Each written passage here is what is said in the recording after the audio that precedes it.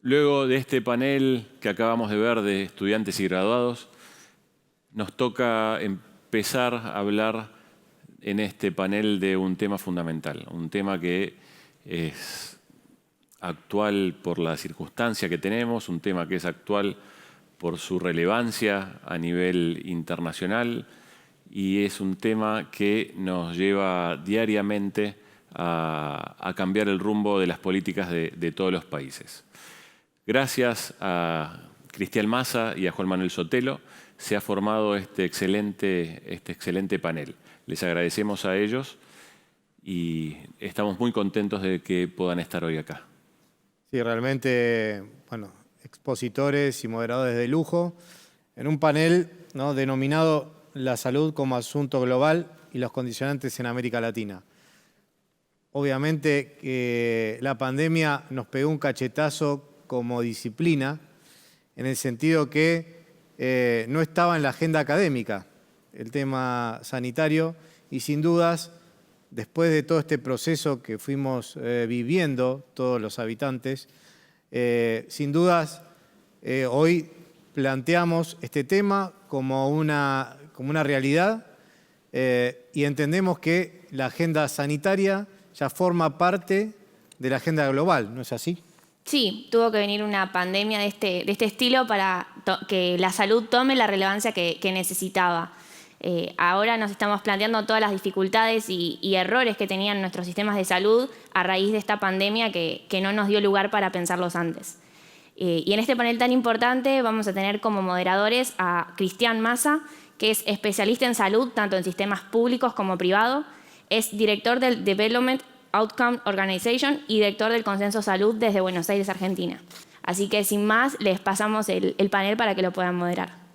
Saludamos a todos en esta cuarta conferencia mundial de Relaciones Internacionales de SERI, en el panel que nos toca en el día de hoy, que es el panel de salud a nivel internacional. Estamos participando con 4 expositores muy reconocidos en la salud pública. Primero va a empezar a disertar el doctor Oscar Cingolani, es profesor asociado de Medicina de la División de Cardiología del Hospital Hopkins, director del Centro de Hipertensión Arterial y Unidad de Cuidados Críticos Cardiovasculares. ¿Sí? Después va a hablar la doctora Judith Díaz Bazán, subsecretaria de Calidad y Regulación y Fiscalización del Ministerio de Salud de la Nación de la Argentina. Luego vamos a seguir con el doctor Luis Castillo Fuensalida, ex secretario de Salud del Ministerio de Salud de Chile. Y vamos a terminar con el doctor Juan Manuel Sotelo, presidente de Development Outcome Organization, DO, fundador de Global Health International Advisor, Washington, D.C., Estados Unidos, integrante de OPS. ¿Sí? Bueno, le damos la palabra al doctor Oscar Cingolani. Bueno, muchas gracias. Para mí es realmente un honor formar parte de este grupo. Yo lo que voy a hacer ahora es darles en estos próximos 10-15 minutos un pantallazo de cómo vimos desde Hopkins y desde Estados Unidos el desarrollo de la pandemia y un poco la historia y las implicancias que esto tuvo desde sus comienzos hasta la fecha. Nosotros empezamos a involucrarnos, como mucha gente sabe, en enero de 2020, cuando empezamos con los primeros casos en China, a través de un mapa que diseñó la rama de Ingeniería de Sistemas de nuestro hospital, de nuestra universidad. Y ya en marzo, cuando tomó de dominio público, yo y otro grupo habíamos estado en íntimo contacto con este mapa, traqueando o haciendo investigación acerca de cómo se distribuía los casos infectados.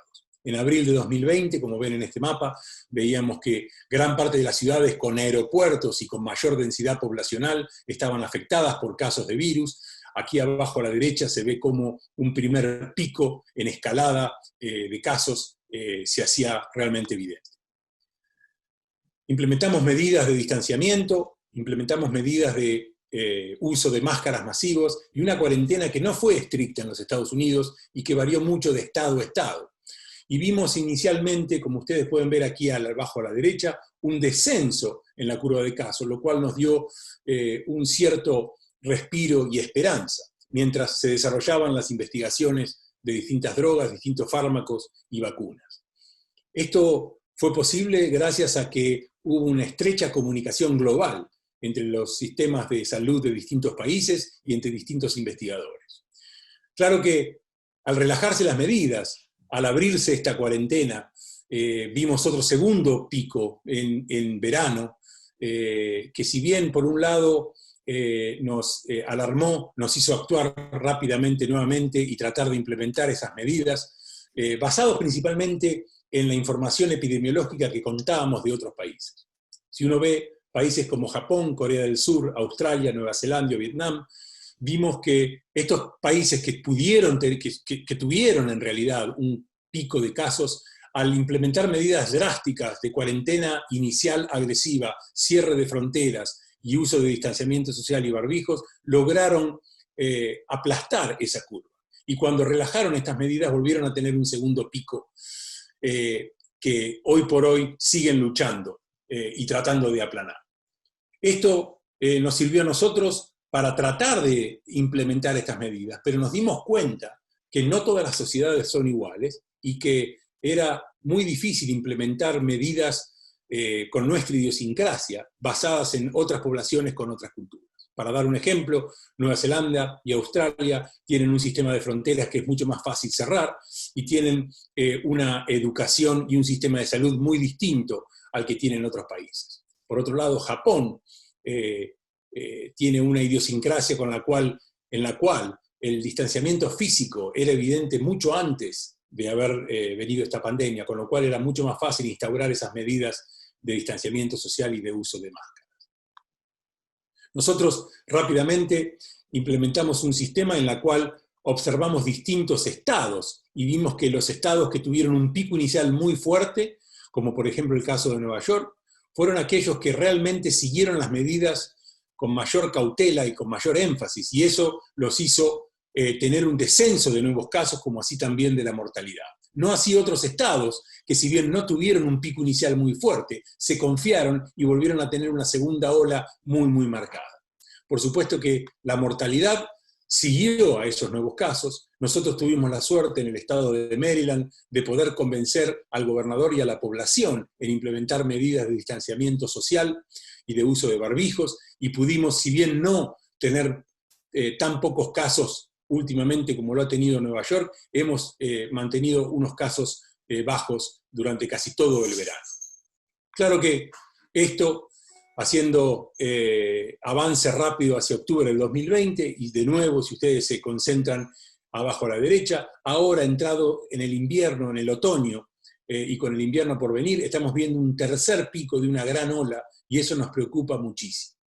¿Cómo estamos actuando para eso? Bueno, estamos actuando tratando de convencer a la población de que no se canse de la cuarentena, de que no se agote con las medidas de distanciamiento social y uso de máscara, y a través de distintos estudios hemos logrado convencer a la población, como así también al gobierno, de que hay que incentivar el uso de máscara. Este es un estudio de físicos en el cual muestra que si bien la máscara no es totalmente eficaz, ha logrado realmente disminuir el contagio a través de partículas y la velocidad de esparcimiento de estas partículas que contraen virus. También hemos aprendido muchísimo del hemisferio sur. Este es un trabajo en el cual miramos con mucha atención a lo que pasó en Argentina, en Australia, en Nueva Zelanda y en Chile. Y vimos que países del Cono Sur que entraron en el invierno y que pusieron medidas de distanciamiento social y de uso de máscara, prácticamente no tuvieron influenza. Y eso es algo que miramos con mucha atención, ya que nosotros ahora estamos marcando otra tendencia, que es entrar en el invierno, entrar en el brote de influenza, y tratamos de convencer a la población que tome estas medidas. Con lo cual, este es otro ejemplo de cómo la observación global de distintos países y la intercomunicación de distintos sistemas de salud realmente puede ayudar al mundo en una pandemia como la que estamos pasando. Nosotros fuimos uno de los primeros, y en ello tuve la suerte de formar parte, de ver cómo factores de riesgo como la obesidad y enfermedad cardiovascular realmente ponían a pacientes en un riesgo sin precedentes y distintos a los que veíamos inicialmente en China y en Italia. Nosotros vimos que ya en marzo los pacientes que estaban afectados más gravemente por COVID tenían aproximadamente 10 años menos que los pacientes que se describían en Italia y en China.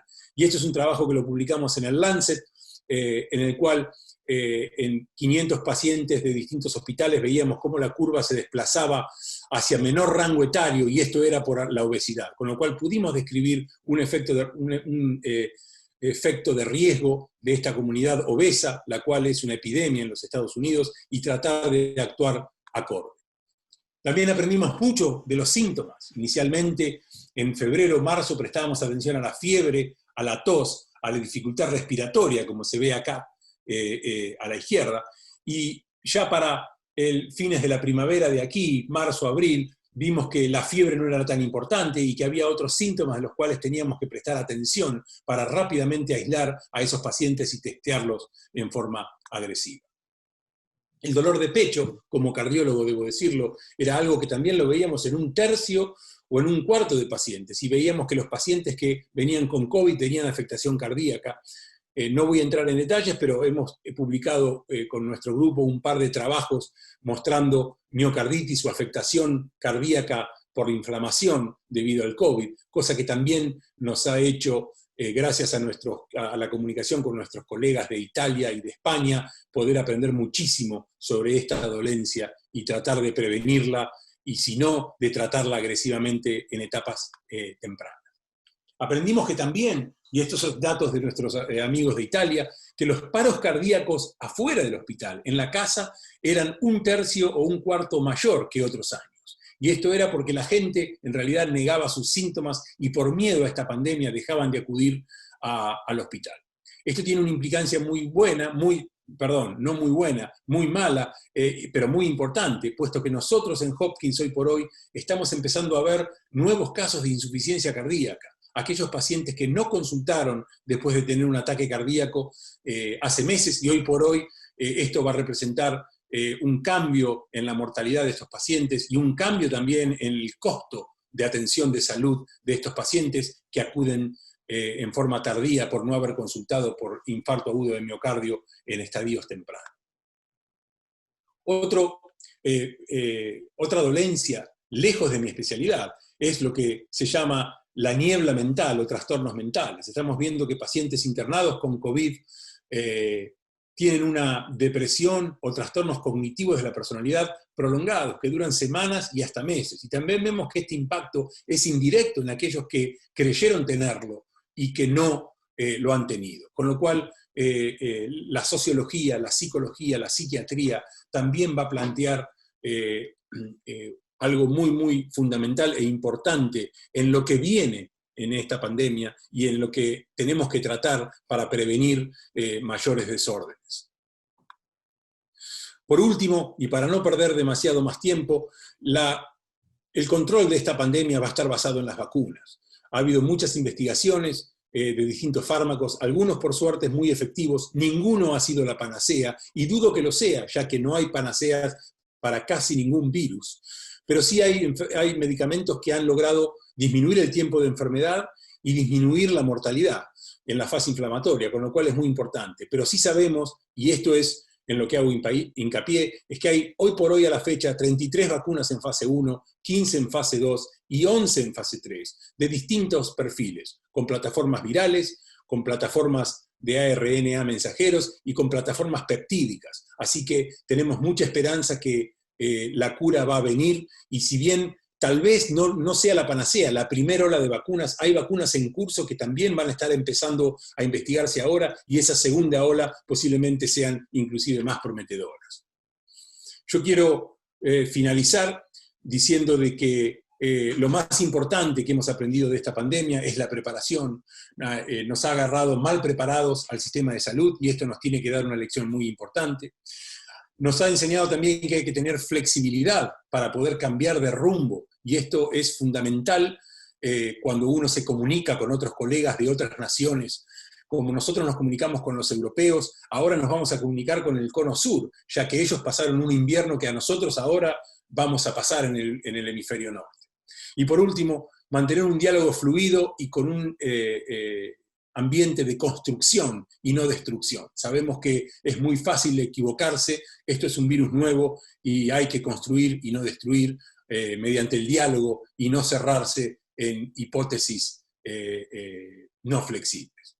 Y por último, me voy a despedir con una frase de un político al cual siempre admiré, que dijo que nunca hay que desperdiciar una buena crisis. Esta crisis todavía no salió, no hemos salido de ella, así que hay que seguir aprendiendo y tratar de construir y seguir comunicando, porque la salud es lo más importante que podemos tener junto con la educación, así que tenemos que seguir adelante. Muchísimas gracias.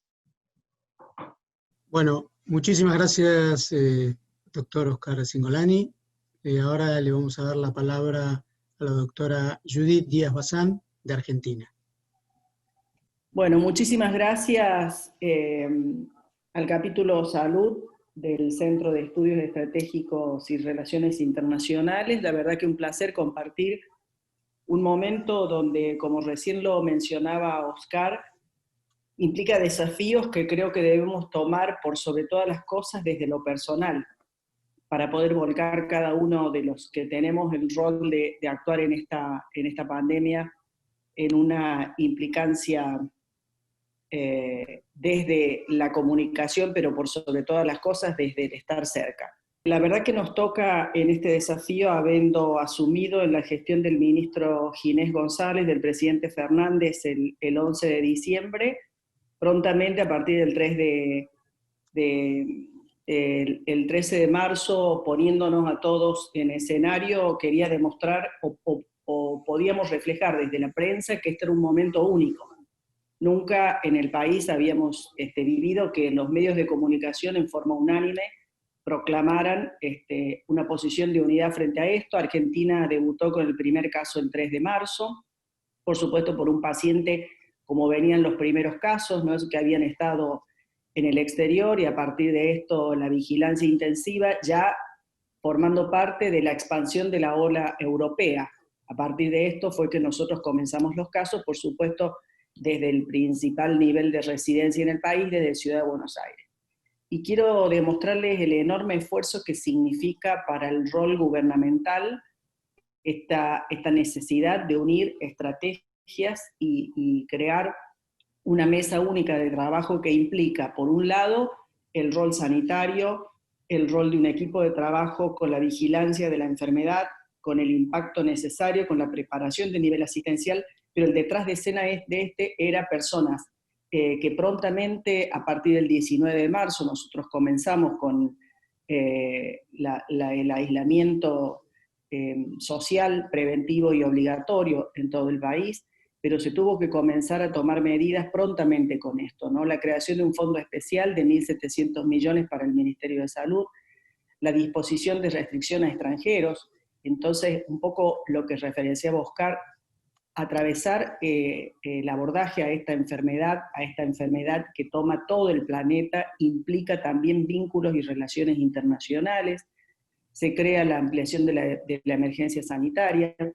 Fíjense, se crea una situación de crisis, de reglamentaciones en lo que es las líneas de transporte, solo soportando transportes de carga y de medicamentos, de elementos vinculados a la salud.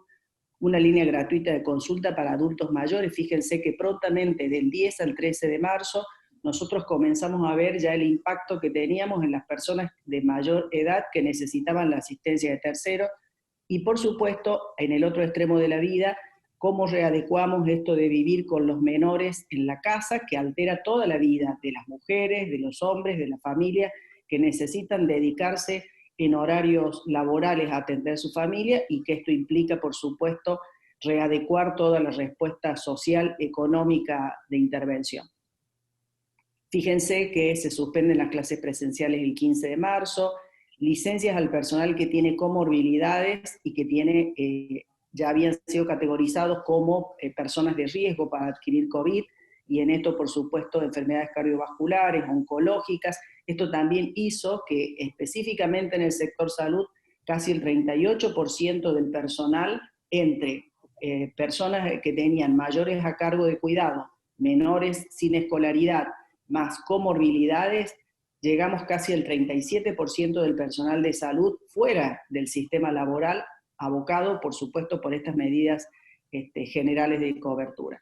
El cierre de fronteras a partir del 16 de marzo, una línea de denuncias para el incumplimiento. Fíjense, prontamente comenzamos a tomar la otra línea, que es como Estado, como gobierno, se toman las medidas y recomendaciones del aislamiento social preventivo obligatorio, y comenzaron también las otras medidas vinculadas a la justicia, a fiscalía, a tratar de hacer participar al ciudadano que cumpla con estas medidas que tendían al bienestar y al bien social. Y en esto, por supuesto, también vinculamos el rol de los derechos humanos y la necesidad del libre tránsito en todo el país, y eventos que impactan fuertemente en las decisiones de gobierno, pero que por sobre todas las cosas estamos tomando medidas extraordinarias frente a una situación extraordinaria.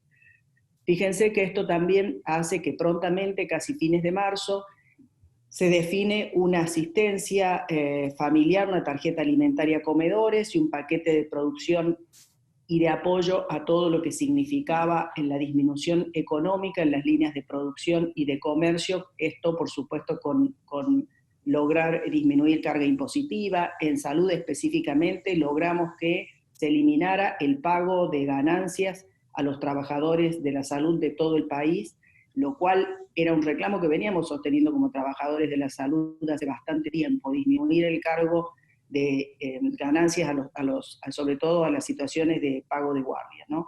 Fíjense, por supuesto, las restricciones en el ingreso, cómo impacta en todo esto. Se comenzaron a producir hospitales modulares móviles de emergencia, y esto obligó que fuertemente desde la subsecretaría fuéramos a inspeccionar y ver si la calidad de la mano de OPS, con una grilla de la vigilancia de calidad en las situaciones modulares y de expansión. Esto fue el modo más armónico, semejante a un área de asistencia, que fue expandir las áreas de asistencia en los hospitales, pero también se utilizaron clubes, se utilizaron predios deportivos para lograr el alojamiento y la asistencia sanitaria. La habilitación de un servicio de videollamadas para discapacidad, y esto también vinculado a que por primera vez comenzamos 19 de marzo a hacer las recetas de enfermedades crónicas y de personas con psicofármacos a través de medidas informales en esto. El que tenía el sistema con receta digital lo podía utilizar, pero el que no lo había implementado todavía, público, privado, podía hacerlo a través de un modo informal como era el WhatsApp, pero debíamos garantizarle al paciente que tiene una enfermedad crónica el acceso a la medicación, y esto se trabajó con la Cámara de Farmacia de todo el país para poder lograr cumplirlo. Fíjense que llegamos al aislamiento social preventivo obligatorio en toda la población, lograr frenar los precios ustedes saben que en Argentina convivimos con esto de que el rol del Estado regulador de los precios de la canasta básica, y esto también ya les voy a comentar cómo estamos hoy con la situación de medicamentos, el ingreso familiar de emergencia, alcanzando más de 20 millones de argentinos, y la obligación de aplicación de COVID a todas las personas que ingrese al país. Esto es el protocolo de screening, pero también fíjense cómo prontamente el Ministerio de Trabajo pudo identificar el COVID como una enfermedad laboral, sobre todo en personal esencial, personal de la fuerza, personal de salud. Se trabajó fuertemente en un plan de cuidados de trabajadores que está a cargo de la subsecretaría. Por primera vez en el país se logró un COE donde lo integran los gremios de todo el país representando la fuerza de los trabajadores, y esto logró una vigilancia intensiva en no solo la disponibilidad de elementos de protección personal en el ámbito público, privado, de la seguridad social, sino también en involucrarlos en la formación, en la capacitación y en el monitoreo, cómo uso el elemento de protección personal una vez que dispongo de esto. Los corredores seguros, porque a su vez teníamos puertos de entrada como Ezeiza, como un aeropuerto internacional, o por ejemplo el puente de Posadas, que tienen arriba de 15.000 personas por día en ingreso en situación normal.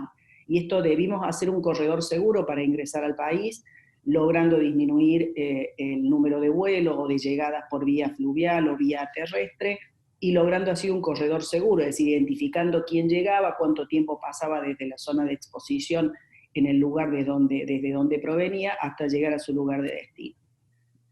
Esto sirvió, por supuesto, este trabajo y este poder observar qué pasaba en Europa, qué pasó en Oriente, qué pasó en Estados Unidos, permitió expandir fuertemente la capacidad de camas disponibles en terapia intensiva. Todos sabemos que la cama no es solo la unidad de cama, es la cama con la unidad y el acceso que nos garantice calidad, eficacia, eficiencia y por sobre todas las cosas, la demanda mayor que implica una unidad de cuidados críticos, que es el recurso humano. Creo que estos meses en los que nosotros desde febrero hasta julio, que comenzó un pico también creciendo en Ciudad de Buenos Aires y en el primer conurbano de Ciudad de Buenos Aires, logró permitirnos expandir y poder contar fuertemente con esta disponibilidad. En esto también el Ministerio de Salud de la Nación ha tenido una fuerte decisión del trabajo conjunto frente a las jurisdicciones, y el gobierno tomó precios mínimos y precios techo de todos los insumos vinculados a la pandemia, y se trabajó fuertemente con la seguridad social, todo lo que es prestadores privados, con prestadores de cada provincia. Ustedes saben que tenemos un país donde cada provincia tiene su autonomía para ejecutar sus políticas públicas en cuanto a salud, y sin embargo este trabajo coordinado ha permitido que 3 fábricas de uno de los elementos que al principio, por supuesto, buscábamos ansiosamente, que era la posibilidad de disponer de elementos de respiradores, Argentina expandió su capacidad, logramos importar en los inicios y expandió hasta hoy con la capacidad de exportar, y con la adecuación en la distribución, que esto quiero decirles que en esto de qué le corresponde a cada provincia, participamos en forma activa con observaciones permanentes, tanto de la Cámara de Diputados, de senadores, de la Organización Mundial de la Salud, como de aquellas organizaciones internacionales que proveen elementos y que aportan a los países en estas situaciones de crisis. Así que este monitoreo también nos ha permitido seguir fuertemente cómo se va desplazando la epidemia en todo el país. Y un poco hoy a octubre tenemos la epidemia desplazada ya un poco fuera de Ciudad de Buenos Aires, del primer conurbano de provincia de Buenos Aires, y a esta subsecretaría también le corresponde lo que es disponer de profesionales de la salud. Estos son unidades de médicos de terapia intensiva, enfermeros de terapia intensiva, kinesiólogos expertos en terapia respiratoria, que luego de haber prestado sus servicios en la zona de mayor complejidad, Ciudad de Buenos Aires, primer conurbano bonaerense, se trabaja fuertemente para expandir esta experiencia. Comenzó con Chaco, luego seguimos con Jujuy, luego seguimos con La Rioja, nos expandimos posteriormente a Santa Cruz, después Neuquén, Río Negro, hoy estamos en Santa Fe, en San Luis, en San Juan, es decir, esta capacidad donde no teníamos tiempo por más recurso económico que tuviéramos, necesitamos tiempo para poner el recurso humano en consideración y en la capacidad y solvencia para poder desempeñar este resultado. Fíjense que desde febrero nosotros pudimos hacer la capacidad de formación del recurso humano específicamente en esto, sobre todo intervención en vía aérea, que es lo que más ponía crítica fuera de los lugares urbanos. Fuimos fuertemente con los programas de asistencia desde el primer nivel de atención, porque también esto ha pasado, y esto ha pasado también, veía un artículo del Reino Unido también, que al principio era una enfermedad que solamente se iba a atender en unidades críticas, que el primer nivel de atención iba a colaborar, pero no iba a participar en forma activa. Esto fuertemente pudimos darlo vuelta, nos tocó ver casos críticos que llegaban, saturaban las unidades de cuidado intensivo, entonces dijimos, acá hay que incorporar todo el sistema para poder detectarlo tempranamente, atender tempranamente al leve y al moderado, y para que llegue al nivel crítico en el mejor estado de salud para poder dar respuesta. Porque esto también se asocia a la alta mortalidad cuando la intervención es tardía en las unidades críticas, ¿no? Por supuesto que esto implica, como nunca, esto ha implicado tanto desarrollo de voluntarismo, de innovaciones, de cómo hacemos para tener un sitio de testeo, de análisis, de toma de muestra ambulatoria que proteja al personal, que le garantice a la persona una atención pronta y adecuada. Y esto, que son laboratorios móviles, también ha sido una evidencia de cómo necesitamos salir fuertemente con estas intervenciones públicas para acercar estas respuestas lo más cerca de la gente. Por supuesto que el testeo y la observancia de lo que le ocurre al trabajador de la salud es un rol fundamental y lo venimos ejecutando desde la última semana de abril. La verdad que formando por sobre todas las cosas dentro de las consideraciones y en esto de trabajando lo que es en calidad, con los roles que tanto fortalece lo que es el liderazgo visible, el control de riesgo, y esto nos parece tan importante, tanto el control de riesgo para el trabajador como para el paciente que se asiste, los niveles de seguridad y cómo pudimos trabajar fuertemente en esto en cada una de las áreas, no solo asistenciales, sino también en las áreas de promoción y de seguimiento, e incluso del registro de datos, que después vamos a hablar un poquito de este tema, el plan de verificación y la mejora de calidad continua. Creo que en algunos lugares pudimos ejercer esto con mayor énfasis que en otros.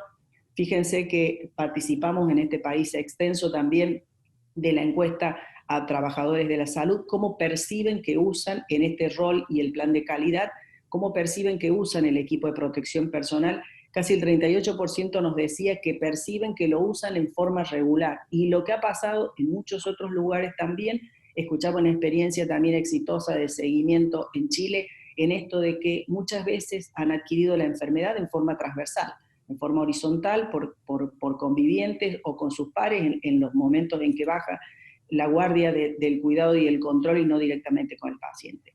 ¿Cuál es esta formación continua, esta capacitación permanente al trabajador de la salud, de lo que nos permite seguir adelante con esta vigilancia, test realizado a los trabajadores de la salud, que también creemos que es fundamental para poder luego tener cuál va a ser la población target cuando podamos disponer de la vacuna. Y por supuesto, un poco lo que mostraba Oscar, creo que Hopkins ha sido una de las instituciones emblemáticas y la verdad que lideró el seguimiento y la guía de las intervenciones y readecuar guías y seguimiento en cada uno de los puntos que ponemos cuando tenemos un paciente positivo. Pero fíjense, lograr cargar un dato en cada uno de estos mapas implica mucho recurso humano detrás de esto. Es decir, al principio comenzábamos que teníamos 3 líneas de pruebas disponibles para poder hacer el test. Hoy disponemos de más de 200 modos de hacer diagnóstico directo o indirecto, llegando casi a los 400 si les sumamos indirecto. Pero cada uno de estos eventos es un dato que necesita un personal de la salud en esta pantalla tiende a un resultado total que permite trabajar con políticas públicas basadas en la evidencia. La OMS habló fuertemente, fíjense, de las herramientas digitales en emergencia, porque también al principio, recuérdense que discutimos bastante si esto de seguir al ciudadano donde estaba, si lo detectábamos por la situación por Bluetooth, por su comunicación en Facebook, su localización geográfica, tenía impacto o no. La OMS ya había hablado fuertemente de que las intervenciones digitales en situaciones de emergencia servían, y fíjense cómo sirvió en un brote de ébola en Nigeria en el 2014, donde los trabajadores de la salud dijeron que pudieron aprender mucho de la enfermedad y ejecutar a través de su móvil. Y cuando después pudieron ver en torno a la transmisión humana del virus, síntomas comunes y de prevención. Entonces, es una herramienta válida para poder aplicar, siempre que, por supuesto, podamos guiarla y adecuarla a esto. Un poco hablaba de lo que son las aplicaciones y cómo súbitamente toda la vinculación que hacemos en forma diaria a través de las redes sociales, puesta al servicio de un bien común de la comunidad, debe utilizarse. Nos falta arreglar todavía, nos falta acompañar con el marco legal que garantice esta ejecución, pero fíjense que nosotros también pudimos hacer capacitación en forma permanente, que se sostiene con una mesa de teleasistencia en terapia intensiva en todo el país, y poder ver este mapa que desde Buenos Aires atendíamos pacientes en Ushuaia a más de 3.800 kilómetros y lograr que el paciente se externe luego de estar más de 30 días internados, la verdad que refleja la importancia de las herramientas para la telemedicina. Ciencia y técnica puestas al pie como nunca. Creo que Argentina de a poquito va recuperando, todavía estamos convencidos de que hay que trabajar fuertemente para que salud y el Ministerio de Ciencia y Técnica sigan desarrollando y apostando fuertemente a la ciencia del conocimiento como un motor de la economía. También tuvimos que ver intervenciones farmacológicas y no farmacológicas en la pandemia COVID, ¿no? ¿Cómo educamos? Y este concepto que decía Oscar, nosotros podemos dar las recomendaciones, salen publicadas, la ciudad se encuentra en esta situación de aislamiento social preventivo. Cada ciudadano debe comprometerse a promover el comportamiento de formación en la salud, integrar los cuidados de la salud disponible y empoderar al paciente y al ciudadano como parte de la respuesta a la pandemia. Me pareció muy interesante este rol desde la salud mental, donde habla que los efectos de la violencia social y el pánico de la no certeza van a producir hoy y en el futuro mucho más daños que los que estamos viendo actualmente con la pandemia. Creo que hay que disponer muchos recursos hacia este eje, acompañar fuertemente el desarrollo y el desempeño de estas observaciones, que un poco ya lo acercó recién en la experiencia en la salud cardiovascular. Una pandemia pone en evidencia las inequidades en salud, esto es absolutamente cierto, y se ponen mucho más en evidencia estas diferencias, las minorías raciales, étnicas, las personas económicamente en desventaja, la violencia comunitaria, doméstica. Seguramente las personas que están fuera de los sistemas, que tienen menos acceso al cuidado de su salud, tienen mayor índice de sobrepeso, mayor índice de adicción a sustancias, menor intervención desde las políticas de cuidado y de seguimiento. Factores sistémicos de desatención de enfermedades crónicas, mayor hacinamiento y menor acceso, disparidad en el cuidado. Esto no hace más que poner en evidencia los ciudadanos que ya están fuera de los sistemas habitualmente en cualquier país del mundo, ¿no? Creo que tenemos que trabajar fuertemente con dos roles fundamentales: confianza social y destreza tecnológica. Creo que estas dos van a ser las trazadoras de la respuesta que pudiéramos dar a futuro. Fíjense cuáles han sido los desafíos. Ustedes saben que en febrero, cuando comenzaron a tener esta demanda, marzo, teníamos competencia por las cargas de equipos de protección personal en las bases de carga de los aeropuertos. Es decir, se había comprado, se había accedido y la carga no podía salir por dificultades en la competencia, en la distribución fuera del país. Sigue siendo un desafío de la vacuna, sigue siendo un desafío de la vacuna. Oscar mostró las líneas que están y a los que estamos fuertemente convencidos. Celebramos que Argentina haya tomado la decisión política de estar involucrado no solo en etapas de investigación en fase 3, porque también nos va a llevar paulatinamente a desarrollar, como decía, y a invertir en investigación. Pero fíjense cómo nos encontramos hoy. No solo es la situación de Argentina, en esto que Oscar decía, de necesitamos encontrarnos, necesitamos darle valor a esta confianza social, esta situación que vemos en el país de desconfianza, de protesta, de que el marco y la norma que me dan no hace más que poner en evidencia la situación de desasosiego que vivimos todos los ciudadanos en el mundo en forma común frente a esta pandemia que no sabemos cómo enfrentar. Oscar decía recién, tenemos virosis que no tienen muchas respuestas. Después de conocer específicamente la forma, el tiempo, el desempeño inmunológico de un virus como la hepatitis C, recién, después de 30 años, recién hace 4 años disponemos de la cura para la hepatitis C. Y le estamos pidiendo a esta pandemia que le estamos desarrollando qué pasa con esta pandemia en el ser humano, qué pasa en las comunidades que tienen origen en otras etnias, cómo se desarrolla, cómo se desempeña, deja defensas, cuánto tiempo deja de defensa, vamos a poder intervenir, vamos a poder registrarlo, qué secuelas deja, me puedo volver a infectar. Siguen siendo respuestas a las cuales solamente estamos poniendo en evidencia estudios científicos serios que se hayan hecho para dar algunos datos, pero que todavía en el camino largo de la ciencia nos falta mucho tiempo. Recuperar fuertemente la confianza social. Fíjense que los argentinos somos capaces y nos cuesta muchísimo no compartir un mate. Nos cuesta muchísimo no dar un abrazo, nos cuesta muchísimo en esto de latinos darnos la mano y poder compartir un momento. Pero solamente estos eventos y esta fortaleza de confianza social nos van a hacer llegar al mejor resultado. Muchísimas gracias, Judith Díaz-Bazán. La verdad que ha sido muy, muy claro tu presentación y ahora sí le vamos a dar la palabra al doctor Luis Castillo de Chile. Luis, si ya estás dispuesto, sí, adelante. aquí está. Gracias.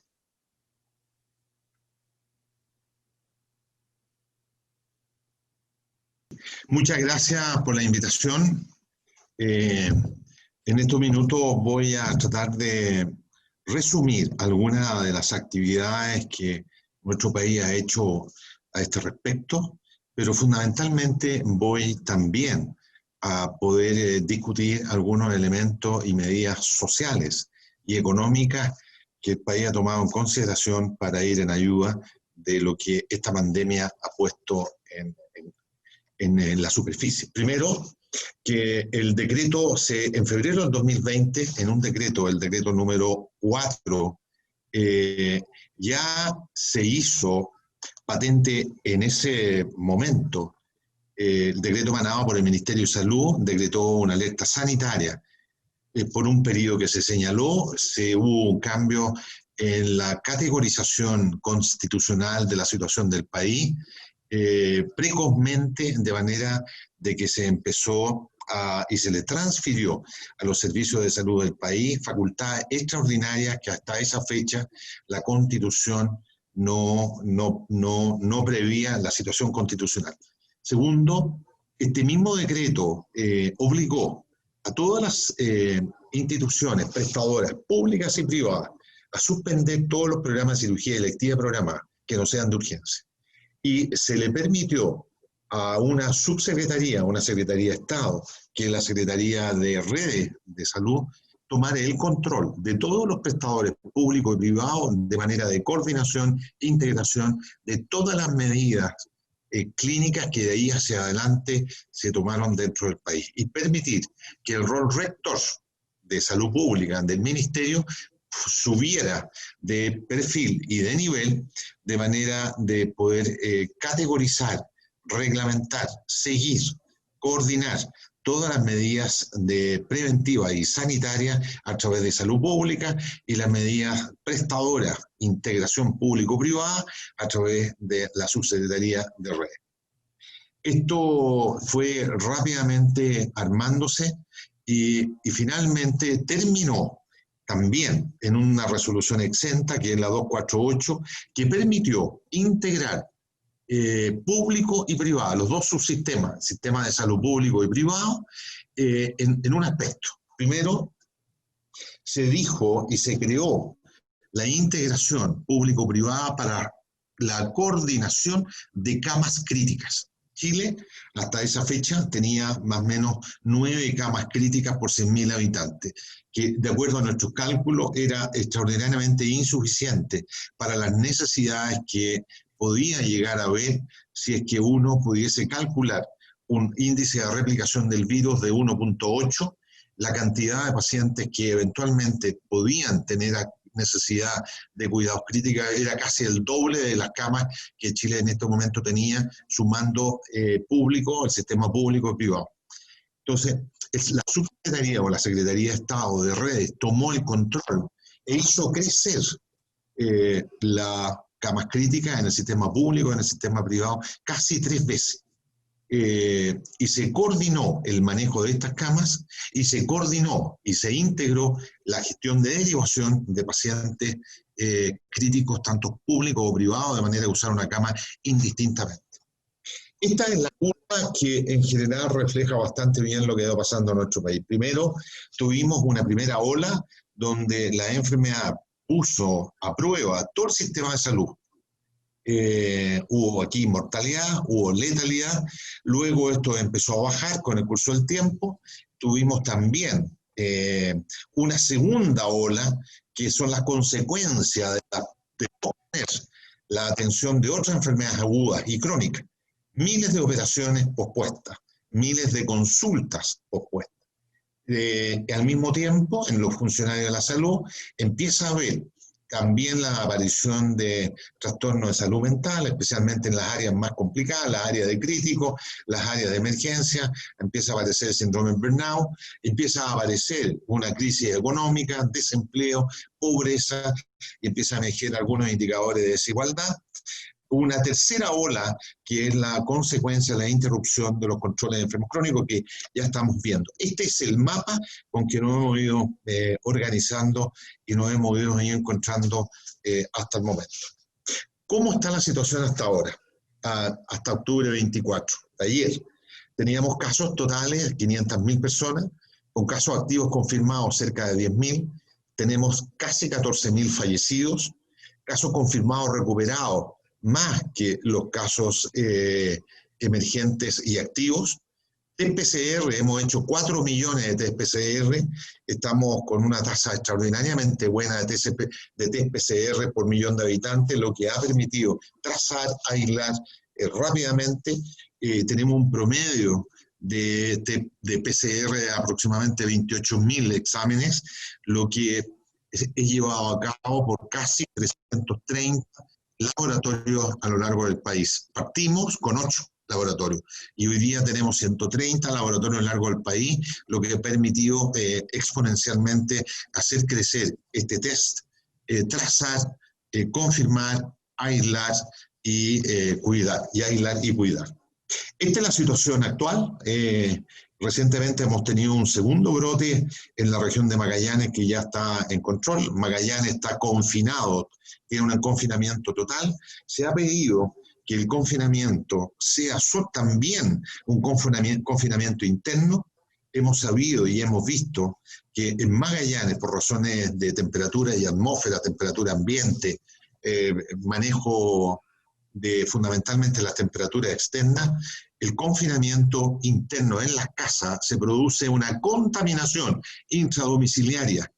Y hemos pedido y se ha armado una fuerte énfasis educacional es que dentro de los domicilios haya un confinamiento tan importante y que se mantenga el uso de la mascarilla, el distanciamiento físico, para tratar de controlar este segundo brote que en Magallanes ha sido extraordinariamente importante. Desde la última semana que ha empezado a disminuir la tasa de contagio en esta ciudad, que ha mantenido a raya la emergencia de nuevos casos y ha tenido muy presionado el Hospital Clínico de Magallanes, especialmente en las áreas más complicadas. La mortalidad chilena, el 63% son pacientes sobre 70 años de edad. La mortalidad en la gente menor de 70 años, especialmente menor de 60 años, fuertemente tiene asociado la obesidad mórbida. Los ingresos hospitalarios de los pacientes de COVID a lo largo del tiempo, ustedes ven que tiene prácticamente una curva de Gauss, que es una curva que en el mes de junio fue el pic de egresos, tuvimos ahí el pic de la primera ola, especialmente en la región metropolitana, pero lentamente ha ido decreciendo esto en el curso del tiempo. La hospitalización diaria de los cuidados críticos, cómo esto ha ido disminuyendo y el uso de respiradores se ha ido reduciendo en forma significativa, manteniendo hoy día un número de camas críticas libre para hacer frente a cualquier necesidad. Esta es la tasa de positividad móvil del país. Hoy día estamos cercanos al 4.8% de positividad de todos los test PCR móviles de los últimos 7 días a nivel nacional.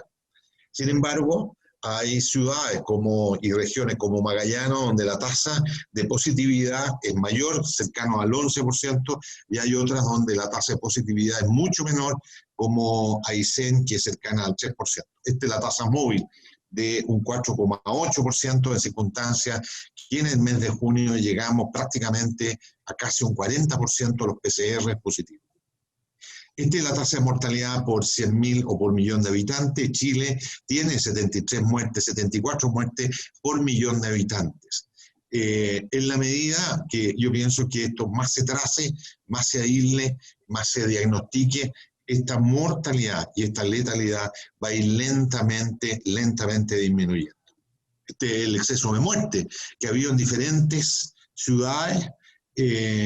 La tasa de exceso de muerte de Chile es elevada, tenemos ahí algunas dificultades para poder identificar aquellos muertos que teniendo relación indirecta con COVID, hoy día los hemos incorporado como muerte COVID. A pesar de todo, creemos que la confiabilidad de nuestras cifras son extraordinariamente altas, de manera de que no se nos quede en el análisis mortalidad, que hoy día eventualmente puede que no estemos incorporando. Hemos ido limpiando todas las cifras, de manera que las cifras de mortalidad y letalidad que hoy día tenemos en el país son los más transparentes y los más cercanos a la realidad. ¿Cuál ha sido el impacto social, económico y sanitario de la pandemia? Primero, Chile desde ya febrero ha utilizado la pandemia y ha tenido que salir el gobierno a dar un estímulo fiscal tanto a las pymes, a la pequeña y mediana empresa, a las grandes empresas, a los prestadores sanitarios privados, a los prestadores sanitarios públicos.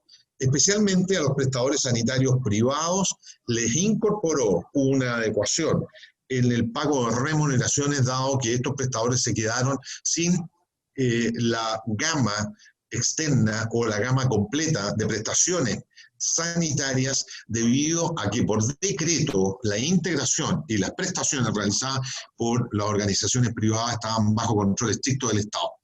Esto motivó que Chile salió con un estímulo fiscal que en términos del PIB fue cercano casi a un 11%, un poco más del 11% en millones de dólares como parte del estímulo del PIB, del Producto Interno Bruto.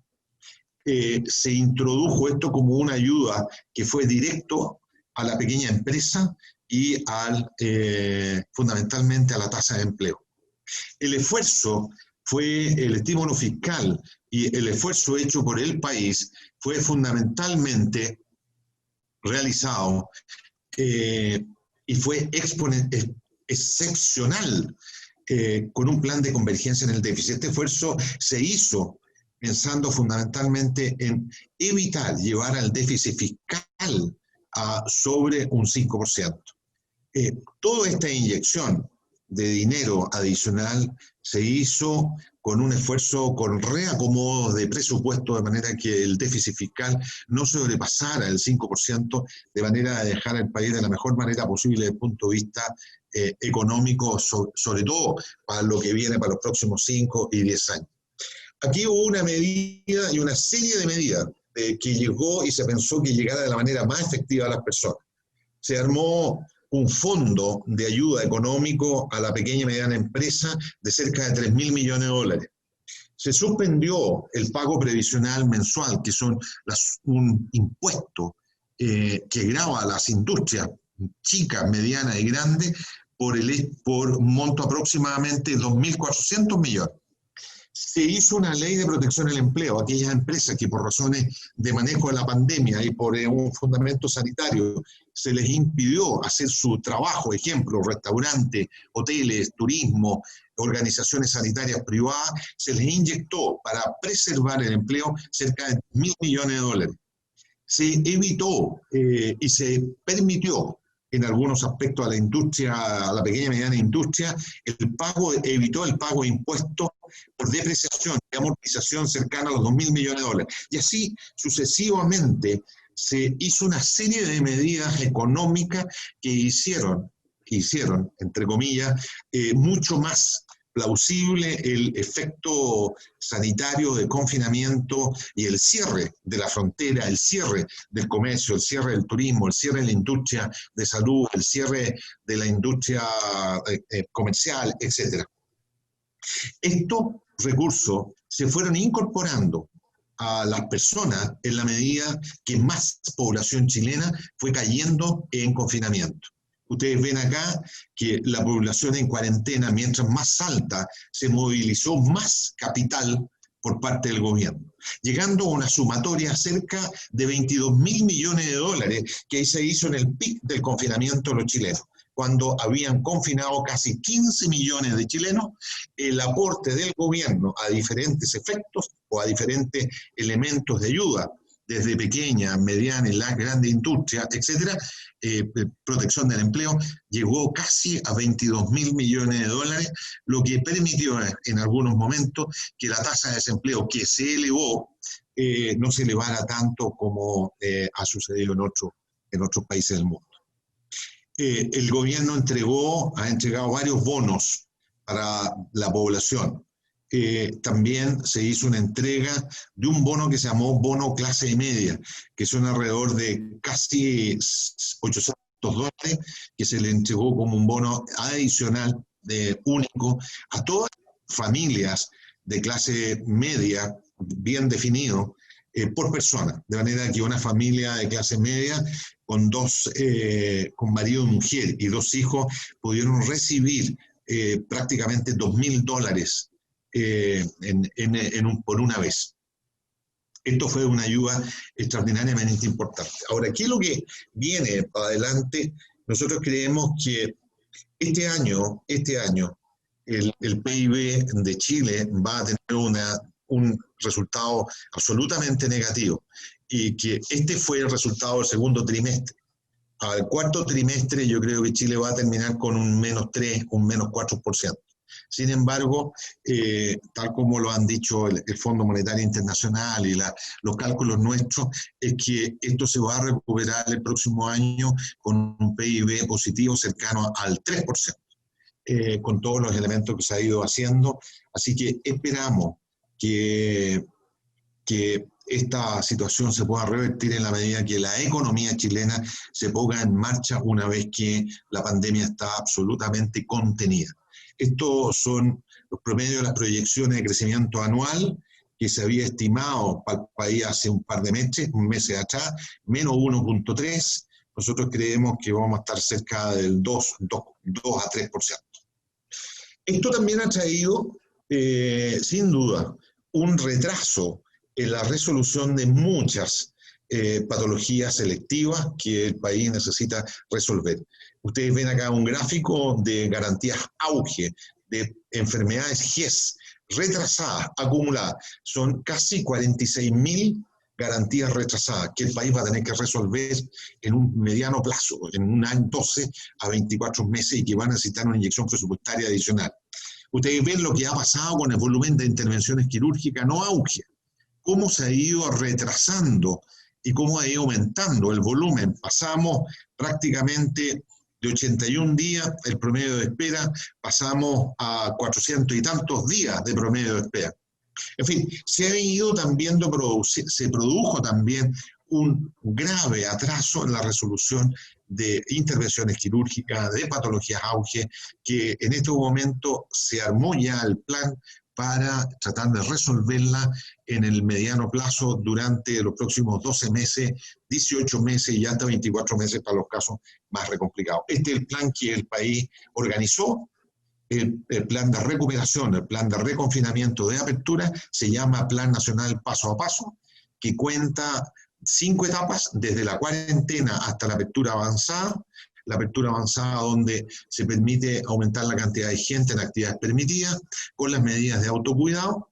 La gran mayoría del país está en fase 3, preparación, y fase 2, transición, con algunas restricciones sectoriales en el ámbito quirúrgico. Los hospitales han retomado gran parte de la actividad ambulatoria y de hospitalización y quirúrgica. En la atención primaria exactamente lo mismo, lo que ha permitido regularizar todo lo que se ha ido retrasando. Estos son algunos elementos que caracterizan cada una de las etapas que se han definido en conjunto, de manera que cada una de las regiones sepa en qué etapa está y qué situación puede esperar. Esta pandemia ha producido una profunda reflexión en las organizaciones de salud, ha permitido coordinar el sector privado, el sector público, que me tocó liderar esta coordinación público-privada en relación a las camas críticas. Me tocó coordinar esta integración y coordinación del sistema público, del sistema privado a nivel nacional y de la región metropolitana, lo que nos permitió incrementar el número de camas críticas en todo el sistema casi en un 300%. En el sector público pudimos pasar de 8 camas por 100.000 habitantes a prácticamente 15 camas por 100.000 habitantes. El país pasó de cerca de 9 a 10 camas por 100.000 habitantes a cerca de 18 camas por 100.000 habitantes, lo que nos permitió afrontar las necesidades de camas críticas, respiradores, personal, con un plan de capacitación bastante bien. Y hemos sacado algunas conclusiones. Primero, que esta pandemia tuvo un gran impacto económico y social. Hubo un aumento del desempleo, de la pobreza, deterioro de la salud mental, entre otras cosas. La pandemia mostró también en nuestro país una capacidad de respuesta muy importante, con una adaptación de las unidades, con un cambio de roles y una agilidad de procedimiento, bajo un fuerte liderazgo clínico y una gobernanza sanitaria que se pudo afianzar de una manera muy adecuada, que pasó por un periodo de mucha incerteza, fundamentalmente comunicacional en los primeros meses. El reto inmediato está en conseguir, sin perder esa flexibilidad recién ganada, atender adecuadamente los problemas de salud aparcados en estos meses y los nuevos que han ido apareciendo.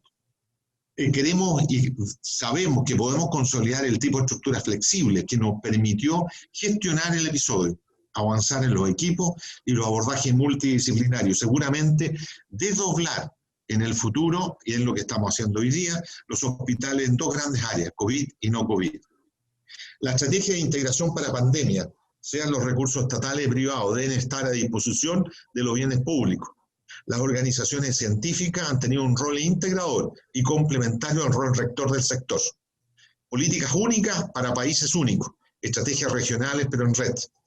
Esto ha permitido visualizar la agenda de salud en todas las políticas de Estado y gobierno. La agenda de salud ha estado en primera plana durante este año y se ha conocido con detalle lo que salud hace, lo que salud sufre y lo que salud produce.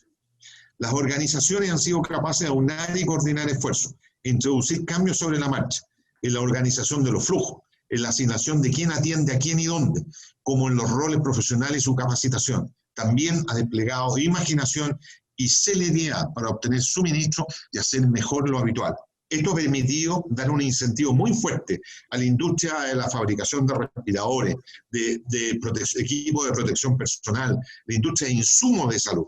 Ha habido una expansión pública y privada en camas críticas, respiradores casi en un 300% del basal prepandemia. La centralización de compra de fármacos, de respiradores, de insumos, es una práctica deseable para el manejo del valor final y para la consolidación de un gran poder de compra. La gestión de la República, con modelos de gestiones distintos, se ha empezado a incorporar en nuestro país.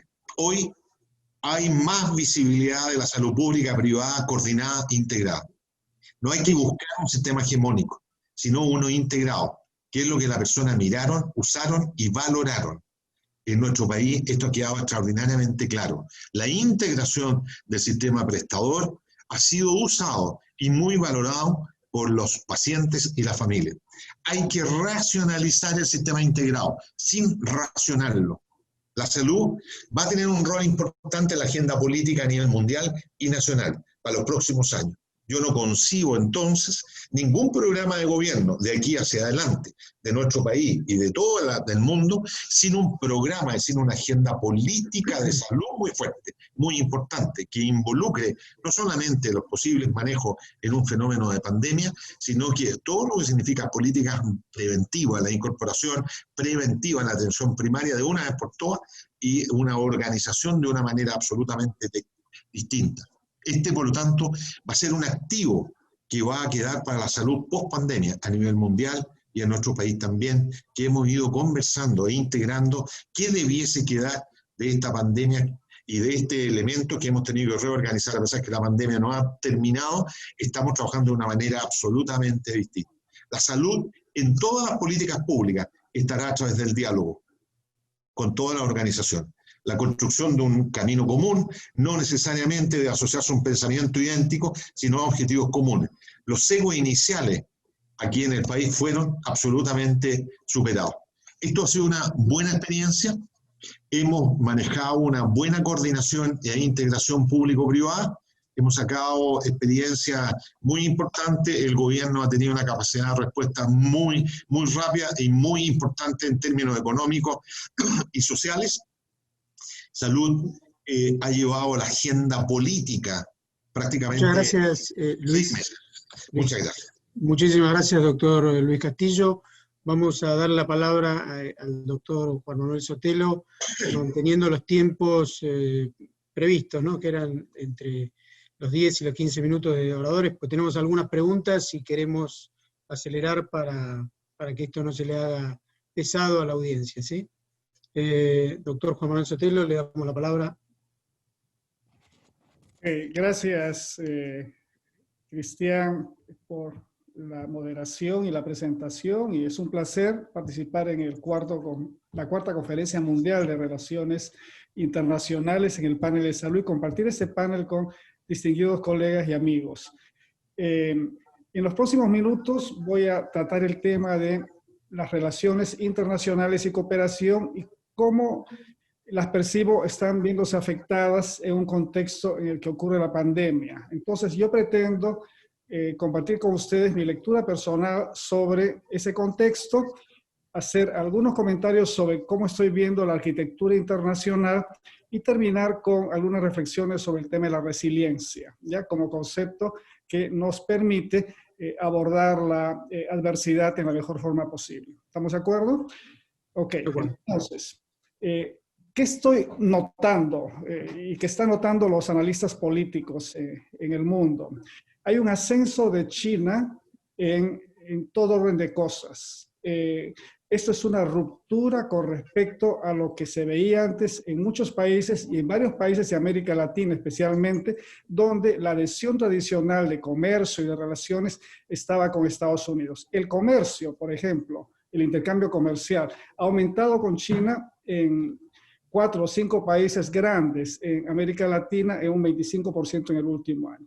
Y con Estados Unidos ha disminuido un 13%. Eso es muy interesante. Eso tiene un efecto en varios orden de cosas. Hay un aumento del tema del populismo, ¿ya? El tema del populismo con proteccionismo y con nacionalismos. Notable en el caso de Estados Unidos, notable en el caso de Brasil. Hay problemas asociados con el cambio climático. Estamos percibiendo que estos ya son visibles con esfuerzos denodados que está tratando de hacer el mundo para disminuir el calentamiento global.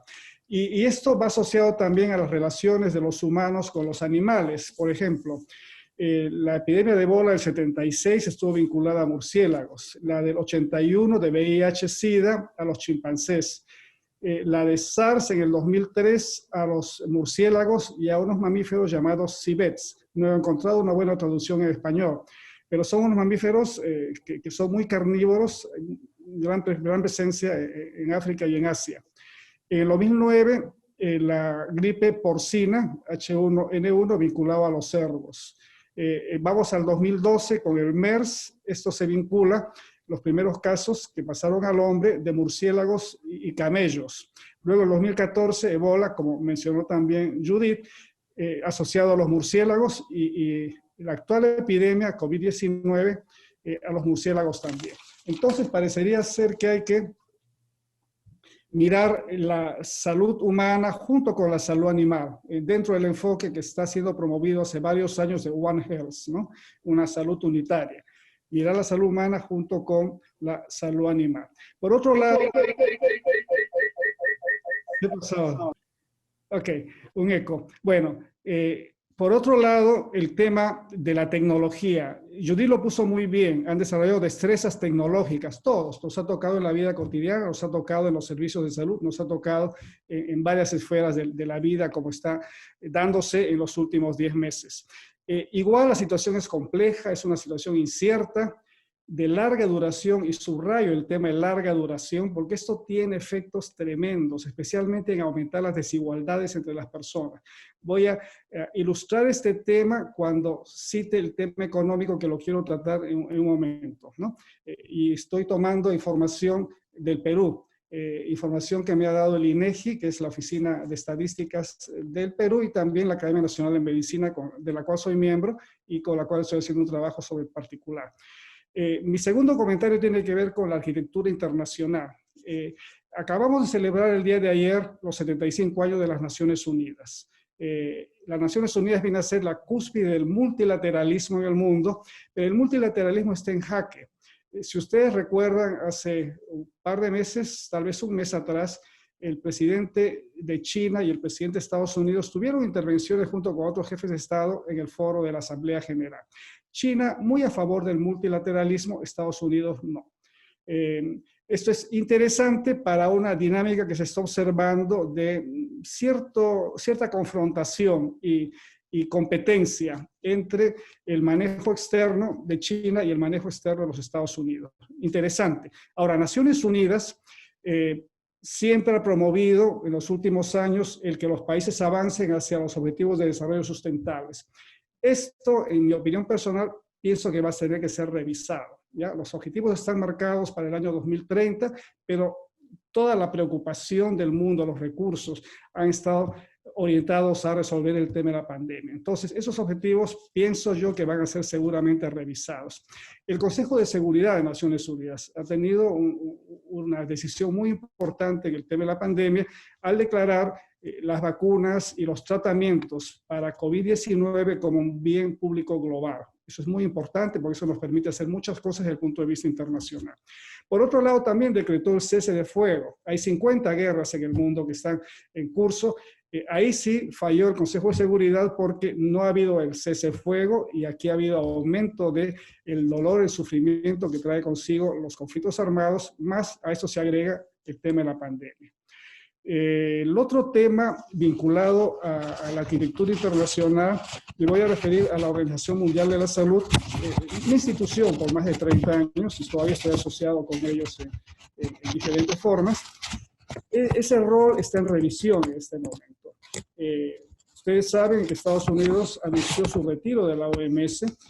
Esto causa gran preocupación, pero por otro lado la organización ha seguido funcionando, promoviendo el que haya una buena coordinación, su capacidad de convocatoria es muy buena y ha estado trabajando con grupos científicos, con grupos productores de vacuna, con grupos que están trabajando también en el tema de los tratamientos nuevos.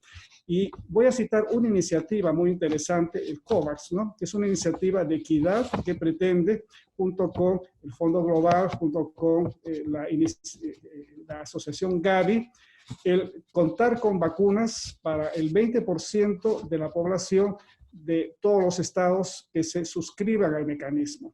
En este momento, la OMS tiene 193 estados miembros. Ha habido una adhesión masiva a este mecanismo una vez que se encuentre una vacuna que sea efectiva y que sea segura. Interesante. En el caso de las Américas, OPS, que es la Oficina Regional de la OMS, tiene dos mecanismos, el Fondo Rotatorio de Vacunas y el Fondo Estratégico para Insumos Médicos. Son los que van a ser encargados de aplicar la estrategia COVAX una vez que se cuente con una vacuna segura y efectiva.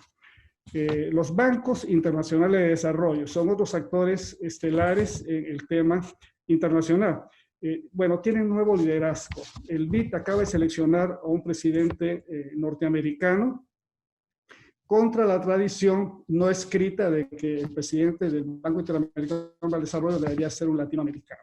Esto junto con la presidencia del Fondo Monetario Internacional y la del Banco Mundial, que han continuado con la tradición, pero que también son líderes nuevos, ¿no? Está por verse cómo van a actuar. Lo que sí yo puedo percibir desde Washington es cuán activo está el BID junto con OPS haciendo diferentes normativas, instrucciones, capacitaciones, investigaciones en el tema de la pandemia, que es admirable cómo se ha avanzado estos procesos de búsqueda del conocimiento nuevo.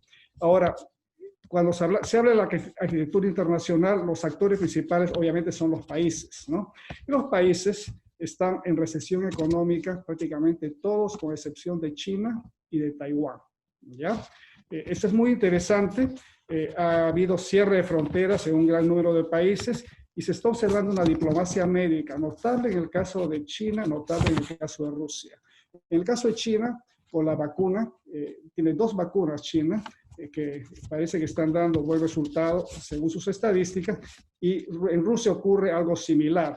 En ambos casos se han acercado a los países en forma oficial a tratar de lograr, desde el punto de vista de relaciones exteriores, compromisos firmes para tratar con esas vacunas, no solamente en la parte de ensayo, sino en la introducción franca de esas vacunas.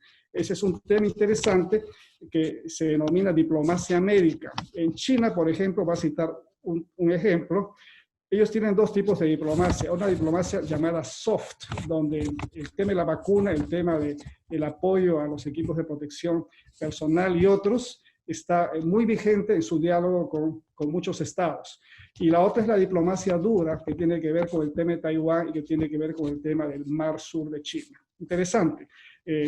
Hay una competencia en este momento entre las diplomacias norteamericanas, que ha perdido una gran parte de su personal experimentado por renuncia y no reemplazo de altos funcionarios del Departamento de Estado, y China con un grupo de jóvenes diplomáticos con muy buena formación, entrenados con gran agresividad y que están haciendo un recorrido por el mundo en forma muy especial. Eso se está observando.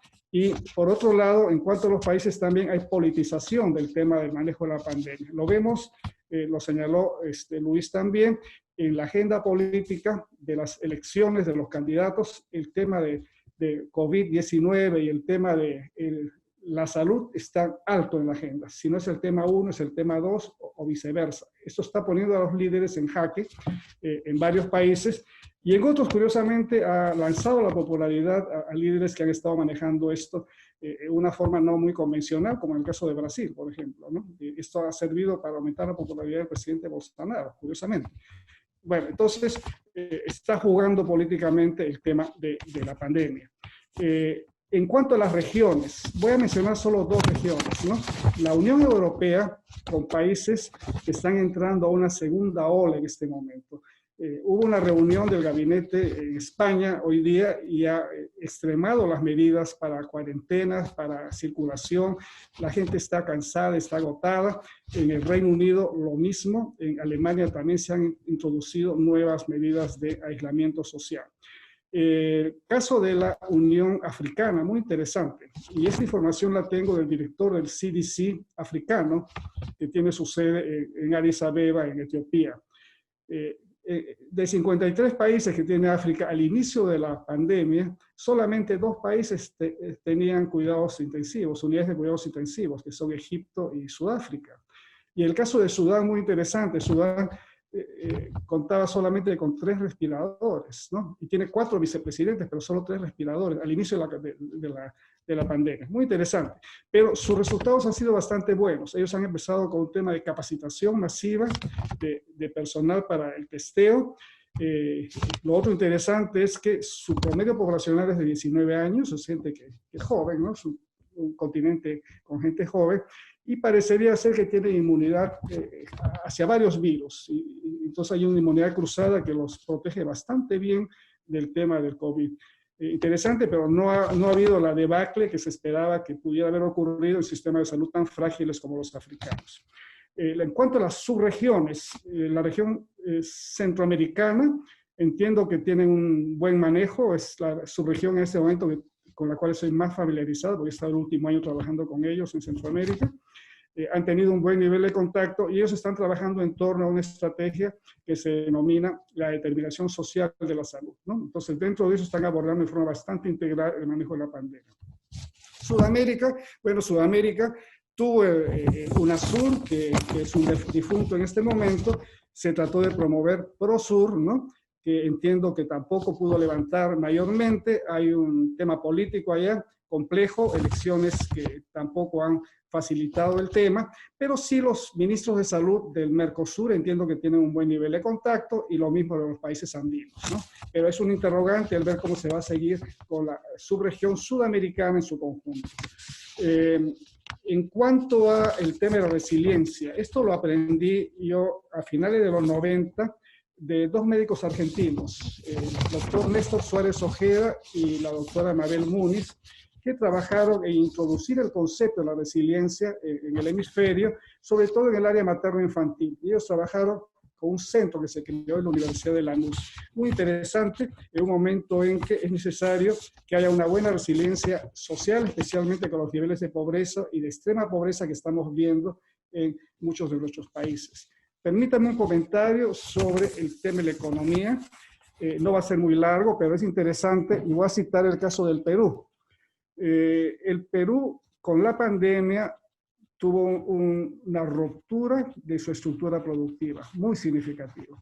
Ya con el distanciamiento social, la cuarentena y el cierre de fronteras causó el que haya una debacle en la economía, y la magnitud del costo está vinculada a la duración de la pandemia. Es una pandemia que está durando mucho tiempo, y con este motivo entró el país en recesión como muchos países en el mundo, con caída de la producción, con un desplome del empleo y con problemas muy, muy severos a resolver. El ciudadano a pie, ¿cómo vive esta situación económica? Pues con más pobreza y con más extrema pobreza. Hay un aumento de la informalidad laboral y de la informalidad empresarial, aumento de la desigualdad de ingresos y de oportunidades, ha aumentado la violencia doméstica y la delincuencia. La población está con un estrés aumentado, con depresión, con agobio. Esto está generando, por supuesto, una necesidad que tenemos que resolver entre todos, y esa necesidad va reflejada en los sistemas de salud, que ya antes de la pandemia estaban fragmentados, estaban segmentados, en fin, y su respuesta ha sido variopinta según el país y según cuán preparado estaba el país. En general, los niveles de inversión en salud en todos los países no es la óptima. Tiene que aumentar, los presupuestos de salud no son suficientes. Esto nos llama a la necesidad de repensar los sistemas de salud, ojalá en forma radical. Veo que Chile lo está haciendo, también lo está haciendo Argentina. Mi sugerencia es tratar de ubicar a la calidad como una estrategia para ese repensar el tema de los sistemas de salud. Especialmente la información que manejo de la OMS, hay 8.6 millones de muertes por año asociadas a la mala calidad de la atención. Y en la información de una encuesta reciente del Bitkom OPS sobre los usuarios de los servicios de salud, señala que 1/3 de los pacientes informaron que su experiencia con los servicios de salud ha sido mala, que hay muchas largas esperas, que las consultas son muy cortas y en algunos casos son irrespetuosas, y la comunicación médico-paciente es pobre. Entonces, creo que hay que tomar más bien ese tema de la calidad e impulsar un repensar esos sistemas en esa forma. Me gusta mucho las presentaciones que hemos escuchado de los panelistas de que salud es mucho más que COVID-19, porque hay enfermedades cardiovasculares, hay cánceres, hay programas de vacunación que no se han llevado a cabo regularmente, hay tareas pendientes como las que señalaba también Luis ahí de programa GES que no se han realizado, hay tratamientos antituberculosis truncos, no se ha hecho acciones contra la malaria como deberían haberse hecho.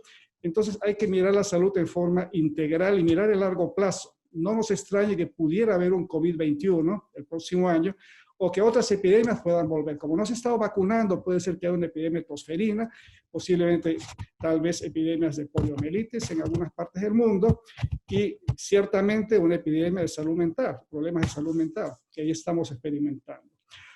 Finalmente, yo creo que entre todos vamos a ganarle al virus con una buena medicina, con una educación que tiene que ser revisada también, con desarrollo de vínculos. Cada uno de nosotros está haciendo lo posible y también la población está buscando esos nuevos vínculos, fomentando relaciones y cooperación internacional con nuevas alternativas. Finalmente, la salud pues es una opción política que creo que tenemos que tomar entre todos. Gracias, Cristian y colegas. Bueno, muchísimas gracias, doctor Juan Manuel Sotelo. Muchísimas gracias a los 4 panelistas. Tenemos algunas preguntas que nos han estado llegando. La primera pregunta es, organización y rectoría del sistema de salud, nación y provincia, ¿una dicotomía real? Creo que Judith sería una pregunta en que podrías empezar a responder. Sí, me parece que es loable estos desafíos que planteamos, ¿no? Todos los expositores que hemos sabido comandar en forma armónica y desde el encuentro de los subsistemas. Esto de que contáramos cuántas camas tenemos en total, público y privado, nación, provincias, ha sido un acto único. Ojalá, y estamos fuertemente convencidos de que así va a ser, si sabemos aprovechar y construir esto desde una oportunidad de esta crisis, en esto de acompañarnos en la gobernanza nacional con impacto en las jurisdicciones, porque el impacto que genera cada provincia en el manejo de su nivel sanitario termina siendo las cifras totales de este país. Entonces, esto que, acuérdense que Argentina tiene 24 provincias que tienen autonomía, ¿no?, en la ejecución de sus políticas públicas, pero que hemos podido encontrar estos canales de fortalecimiento y ojalá sirvan para muchas otras vigilancias y seguimientos de objetivos en conjunto, por sobre todas las cosas pensando en el mediano plazo. No queremos un país y una soberanía sanitaria para un año, y en esto también tenemos que acompañarnos de la ciudadanía. No podemos y no estamos aptos para tener respuestas inmediatas y todavía no sabemos qué nivel dura los anticuerpos que genera el SARS-CoV-2 en nuestro organismo todavía. Y exigimos respuestas que a la ciencia no le podemos pedir todavía, pero sí podemos pedirle el compromiso ciudadano. Si yo tengo mi hipertensión controlada y tengo SARS-CoV-2 y hago COVID-19, voy a tener menos chance de tener un mal desempeño de la enfermedad en mi organismo. Y esto creo que es lo que tenemos que encontrar para construir. Muchísimas gracias, Judith. Otra de las preguntas es determinantes contextuales, inequidad, protestas, derechos y politización de la pandemia. ¿Cómo lo han visto ustedes en los diferentes países? Oscar, Luis. Bueno, gracias, Cristian. Voy a empezar respondiendo. En Estados Unidos, yo por empezar quiero decir que estoy muy de acuerdo con las posturas que he escuchado de los otros ponentes. En Estados Unidos hemos tenido un problema muy grande que no hemos visto en otros países y que fue una disociación entre la ciencia y la política. Esto causó ciertas disyuntivas y ciertos retrasos en el momento de implementar ciertas políticas de salud. Hubo estados que siguieron más a los científicos, hubo otros estados que siguieron más al gobierno. No hubo una clara alineación entre el gobierno, el sistema de salud y los prestadores de salud. Esto se vio el impacto, hubo dudas. Un caso muy conocido por todo el mundo fue el uso de máscaras, el distanciamiento social. Hubo estados que fueron más complacientes que otros. Con lo cual, eso nos generó ciertos problemas. La ciencia, a decir verdad, tampoco ayudó mucho. Dentro de la ciencia hubo muchas dudas y mucho apresuramiento en dar resultados, en tratar, como Judith bien decía, en tratar de traer medidas inmediatas a un virus muy nuevo, lo cual no era ciertamente factible. Con lo cual eso generó muchas dudas. Hemos aprendido sobre nuestros errores, hemos ahora aprendido a tratar de unirnos más y pensar en que algo que pensábamos que podía tener una solución en semanas o meses, tal vez la tenga en meses o años. Así que estamos en vías de unir más la salud con la política y la ciencia en órdenes de acabar con esto, ¿no? Luis. Solo complementarlo con que Chile tiene un sistema centralizado en la generación de políticas públicas, con la participación de las organizaciones sociales, pero centralizado, y descentralizada la ejecución de esas políticas públicas sanitarias. De manera que frente a una emergencia como esta, las políticas sanitarias son tomadas en conjunto con las autoridades regionales, pero son ejecutadas con la heterogeneidad que tiene cada una de las regiones propiamente tal. Ahora, evidentemente esta es una enfermedad nueva. Inicialmente hubo errores, les recuerdo a todos que hubo una vorágine de publicaciones, de tratamientos ad hoc, de nuevos fármacos, etcétera, etcétera. Hubo publicaciones y hubo países en donde muchas veces se tomaron consideración y tomaron conductas que más tarde, más temprano que tarde, conductas fueron rápidamente desechadas, pero antes habían sido plenamente difundidas. Esto, a nuestro juicio, en un momento dado en nuestro país atentó, porque hubo una parte del mundo médico que, siguiendo también esas informaciones, empezaron a utilizar saliéndose de las recomendaciones nacionales e internacionales. Pero luego se encauzó. Ahora, la preocupación nuestra ha sido el apoyar con el impacto que ha tenido esto la población más frágil, socialmente más frágil, la clase media, los pobres, y el empleo, fundamentalmente el empleo. Se ha hecho esfuerzos bien extraordinarios por tratar de que el desempleo se mitigue de la más fuerte medida. Y aquí ha habido énfasis fundamental en apoyo, no solamente la fuente de empleo, sino que apoyo a las organizaciones que dan empleo y a las organizaciones sanitarias que están insertas en el mundo nacional, donde viven familias muy frágiles y que ha permitido atenuar un poco el sufrimiento que ha habido no solamente en la parte de empleo, sino que en todas las determinantes sociales y en el confinamiento, la generación de confinamiento de nuestra sociedad. Efectos laterales: hemos tenido una epidemia no menor de enfermedades y alteraciones de la salud mental. Ha habido un aumento de la violencia intrafamiliar. Hemos tenido femicidios que no habíamos tenido antes. Creemos que es producto de la convivencia familiar en metros cuadrados inadecuados para sostener familias en metros cuadrados y en casas de habitaciones demasiado pequeñas para la necesidad de una pandemia. Creo que esto va a motivar y está motivando una nueva definición y un nuevo concepto de integración. Pensamos también de que la agenda política va a estar atravesada transversalmente por fenómenos y por elementos de salud que estamos hoy día discutiendo, desde aportar a una nueva Organización Mundial de la Salud con elementos concretos, una nueva Organización Panamericana de la Salud, hasta el microambiente a nivel nacional, de cómo se deben coordinar y atender las organizaciones privadas, prestadoras privadas y públicas en forma habitual, sobre todo para resolver los problemas que se nos han generado actualmente, pero fundamentalmente para la coordinación frente a determinadas emergencias. ¿Que hemos cometido errores? Sí. Hemos cometido errores fundamentalmente de tipo comunicacional, en donde la gobernanza y las comunicaciones para mantener una gobernanza en el manejo de la pandemia durante un periodo de tiempo sufrieron estragos, pero que luego se retomó finalmente la buena conducción hasta el día de hoy. Muchísimas gracias, Luis. Muchísimas gracias, Oscar. Tenemos una última pregunta. Cooperación y relaciones internacionales. ¿Qué ocurre diferente con la pandemia?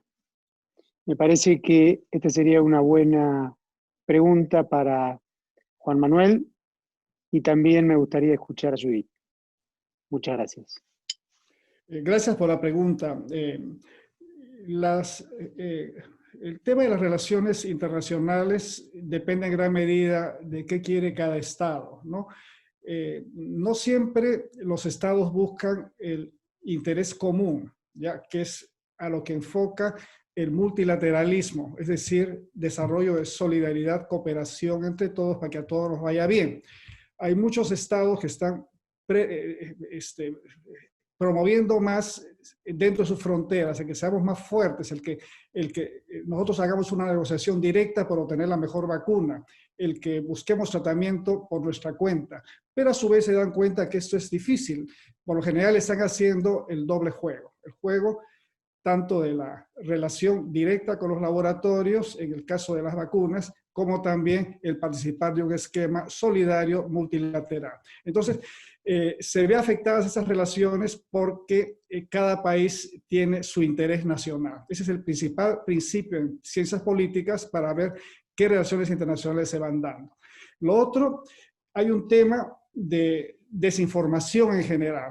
La población está desinformada por grupos que están actuando que son anticiencia y antivacunas. Esas personas, esos grupos están influyendo vía redes sociales, vía diferentes mecanismos en la toma de decisiones de algunos estados, lo cual es perjudicial y también afecta, por supuesto, las relaciones internacionales. Lo otro es el financiamiento. Hay una cooperación para el desarrollo que se llama la ODE, ¿no? la ayuda oficial para el desarrollo. Esa ayuda oficial para el desarrollo, antes de la pandemia ya venía bajando. Y esa ayuda va a organismos internacionales, va a ONGs que trabajan en temas globales, va a temas transversales. Esa ayuda no se ha recuperado, ¿ya? Y por otro lado, la membresía de los Estados miembros con los organismos internacionales no siempre se obtiene el pago de la cuota en un 100%. Y entonces eso también disminuye las posibilidades de actuación.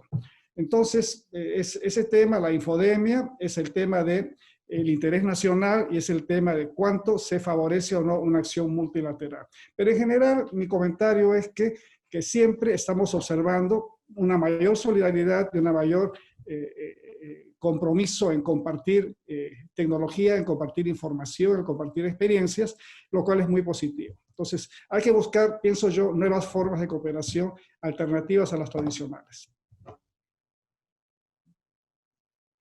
Muchísimas gracias, Juan Manuel. Judith, no sé si querés hacer un cierre para terminar, porque los tiempos...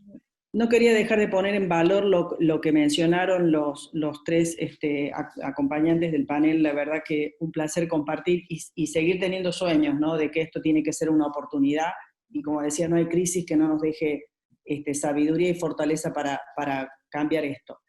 Creo que esta oportunidad de crisis tiene que ser vista no solo en lo que nos pasa a nosotros como individuos, como ciudadanos del mundo, que nos cuesta el aislamiento, nos cuesta cumplir con las normas de no ver los seres queridos, nos cuesta esto, no poder compartir un encuentro que era mucho más rico en el encuentro, en el intermedio y no solo en la exposición, sino también muchos organismos internacionales, como bien lo planteó Juan Manuel, tienen desafíos enormes para el plazo inmediato. Hoy miles y millones de ciudadanos en el mundo siguen sufriendo el no acceso al agua potable, enfermedades desatendidas, parasitosis que se llevan vidas de nuestros niños. Es decir, somos parte, y hace poco también sacó ONU y PNUD un informe sobre que cada 4 meses el ser humano tiene contacto con un nuevo patógeno que era integrante de otra especie y que tiene contacto con el humano y comienza a adaptar su desarrollo al humano. En esto tiene que ver con el medio ambiente. Somos unos más de los integrantes del ser humano, de la vida biológica, del ecosistema ambiental, al que tanto dañamos y al que poco esfuerzo le colocamos todos los días. Si nosotros nos ponemos a ver desde el rol en el afectar todo nuestro empeño por la pandemia, cuánto más aumentamos la producción, y estoy hablando en países con poco ingreso económico, donde no es tanto el índice de descartable, aumentó más de un 250% los índices de residuos generados por paciente en esta pandemia. Todo esto es ayuda al recupero de la salud y es impacto en nuestro ambiente. Entonces, si realmente los organismos que tienen que ponerse nuevos desafíos, la violencia entendida como violencia porque necesitamos más inversión en lo que es salud mental, porque la salud mental la tenemos que atender desde la concepción hasta los últimos días de vida. Si esto somos capaces de ver como una integración sistémica, seguramente el desarrollo del ser humano vinculado al derecho laboral, al derecho al ejercicio pleno de sus derechos, y en esto creo que también Argentina ha podido colocarse en este escenario. La discusión por las vacunas ha hecho estos acuerdos internacionales para poder, que ha pasado por la Cámara de Diputados ya y que está en el Senado, para garantizar que si hay vacuna tiene que estar accesible a toda la población. Entonces, también esta cooperación internacional que hace que los ciudadanos pudieran desarrollar no solo desde el nivel científico, sino también desde el nivel de participar en las decisiones de qué país incorpora la vacuna o no. Creo que son más los desafíos que tenemos, pero siempre viendo esto como una oportunidad, Cristian. Bueno, muchísimas gracias, doctora Judith Bazán, muchísimas gracias, Oscar Cingolani, muchísimas gracias, doctor Juan Manuel Sotelo, muchísimas gracias, doctor Luis Castillo, muchísimas gracias a Seri por habernos dejado participar de este panel. Les mando un saludo grande a todos, muchísimas gracias. Buenas tardes. Muchísimas gracias, Cristian, Juan Manuel, a todos los expositores. La verdad que hemos podido tener este panel que fue una bisagra en este último día de la conferencia, ya que nos dio una perspectiva desde la salud, de lo que está ocurriendo y de lo que puede llegar a ocurrir en futuro. Estas herramientas que nos han brindado, lo que hemos aprendido con sus disertaciones, nos van a ayudar a comprender mejor la realidad y es importantísimo para las futuras políticas públicas que se pueden llegar a tomar desde los distintos estados. Sin dudas estamos hablando de un panel de lujo, realmente excelente las disertaciones y bueno, nos llevamos mucho para pensar y también, como dije al inicio, bueno, comienza todo un campo de investigación donde hay que combinar las políticas sanitarias con las políticas, digamos, de la diplomacia y las políticas comerciales externas. Y ahí hay todo un mundo para explorar, para trabajar, para investigar, y en eso el SERI seguramente va a tratar de ser vanguardia para colaborar y poner nuestro granito de arena en esos temas. Sí, la relevancia de la salud ha tenido preponderancia y se ha mostrado en los últimos meses. La relevancia del trabajo del sector público, la mancomunión con el sector privado para también encontrar una cura, una vacuna para el COVID.